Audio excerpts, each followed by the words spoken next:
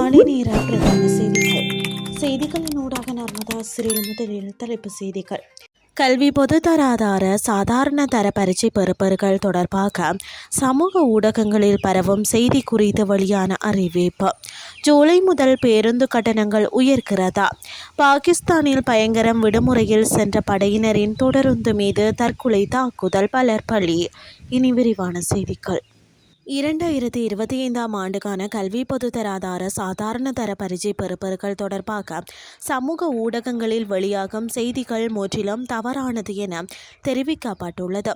எனினும் சாதாரண தர பரீட்சை பெறுபவர்கள் எதிர்வரும் ஜூன் மாதத்தின் நடுப்பகுதிக்குள் வெளிவர வாய்ப்புள்ளதாக பரீட்சைகள் திணைக்களத்தின் அதிகாரி ஒருவர் தெரிவித்தார்.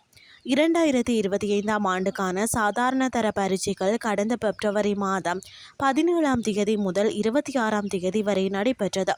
இந்த நிலையில் குறித்த பரீட்சையின் பெறுபவர்கள் வெளியாகியுள்ளதாக கடந்த வாரம் முதல் சமூக ஊடகங்களில் போலி செய்திகள் வெளியாகி வருகின்றன. எனினும் 2025 ஆண்டுக்கான கல்வி பொதுதராதார சாதாரண தர பரீட்சை பெறுபவர்கள் இந்த மாத இறுதி அல்லது ஜூன் மாத நடுப்பகுதிக்குள் வெளிவருவதற்கான வாய்ப்புகள் இருப்பதாக தெரிவிக்கப்பட்டுள்ளது. ஆனால் போலிய செய்திகளினால் பரீட்சார்த்திகள் மன அழுத்தத்திற்கு உள்ளாகுவதால் அவ்வாறான செய்திகளை பரப்புபவர்களுக்கு எதிராக நடவடிக்கை எடுப்பது குறித்து ஆராய்ந்து வருவதாகவும் பரீட்சைகள் திணைக்களத்தின் அதிகாரி ஒருவர் தெரிவித்தார். எதிர்வரும் ஜூலை மாதம் முதல் பேருந்து கட்டணங்களை அதிகரிக்க திட்டமிடப்பட்டுள்ளதாக இலங்கை தனியார் பேருந்து உரிமையாளர்கள் சங்கத்தின் தலைவர் கெமனு விஜயரத்ன ஊடகம் ஒன்றிடம் தெரிவித்துள்ளார். அமெரிக்க டாலருக்கு நிகரான இலங்கை ரூபாயின் மாற்று விகிதம் தொடர்ந்து அதிகரித்து வருவதன் காரணமாக உள்நாட்டில் எரிபொருள் விலைகள் உயரும் சாத்தியக்கூறுகளை கருத்தில் கொண்டு இந்த தீர்மானம் மேற்கொள்ளப்பட்டதாக அவர் குறிப்பிட்டுள்ளார். இதன்போது குறைந்தபட்ச பேருந்து கட்டணம் எவ்வளவு அதிகரிக்கப்படும் என்பது குறித்து இதுவரை இறுதி முடிவு எடுக்கப்படவில்லை என தெரிவித்த கெமனு விஜயரத்ன இது தொடர்பான முதற்கட்ட கலந்துரையாடல்களும் கணக்கீடுகளும் தற்போது முன்னெடுக்கப்பட்டு வருவதாகவும் குறிப்பிட்டார்.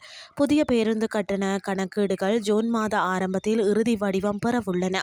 அதன் பின்னரே புதிய கட்டண பட்டியல் உத்தியோகபூர்வமாக அறிவிக்கப்படும். இதன்படி தற்போது 30 ரூபாயாக அறவிடப்படும் குறுகிய தூர பயணங்களுக்கான குறைந்தபட்ச பேருந்து கட்டணம் ஜூலை முதல் 40 ரூபாய் வரை அதிகரிக்கப்பட வாய்ப்புள்ளதாக அவர் சுட்டிக்காட்டியுள்ளார். சர்வதேச நாணய நிதியத்தின் கடன் நிலுவைகளை செலுத்துவதற்காக அரசாங்கம் நிதி பற்றாக்குறையை சமன் செய்ய முற்படும் போது எரிபொருள் விலைகளை உயர்த்த நேரிடலாம் என தனியார் பேருந்து உரிமையாளர்கள் சங்கம் அச்சம் வெளியிட்டுள்ளது.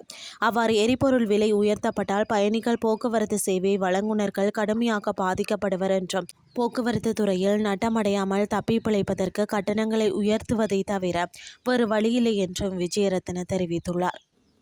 இனி வெளிநாட்டு செய்திகள். விடுமுறையில் வீடு திரும்பிய பாகிஸ்தான் பாதுகாப்பு படையினரையும் அவர்களது குடும்பத்தினரையும் ஏற்றி சென்ற தொடருந்து மீது ஞாயிற்றுக்கிழமை தென்மேற்கு மாகாணமான பலுசிஸ்தானில் தற்கொலை தாக்குதல் நடத்தப்பட்டுள்ளது.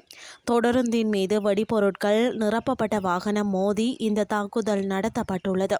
பாதுகாப்பு அதிகாரிகளின் கூற்றுப்படி இந்த குண்டுவெடிப்பில் குறைந்தது 24 பேர் கொல்லப்பட்டனர் மற்றும் சுமார் 70 பேர் காயமடைந்தனர். பிரிவினைவாத தீவிரவாத குழுவான பலூச் விடுதலை இராணுவம் ஊடகங்களுக்கு அளித்த அறிக்கையில் இந்த தாக்குதலை தாங்கள் நடத்தியதாகவும் இது ஒரு தற்கொலை தாக்குதல் என்றும் விவரித்துள்ளது. இந்த தாக்குதலை அடுத்த எஞ்சினும் 3 பெட்டிகளும் தடம் புரண்டன.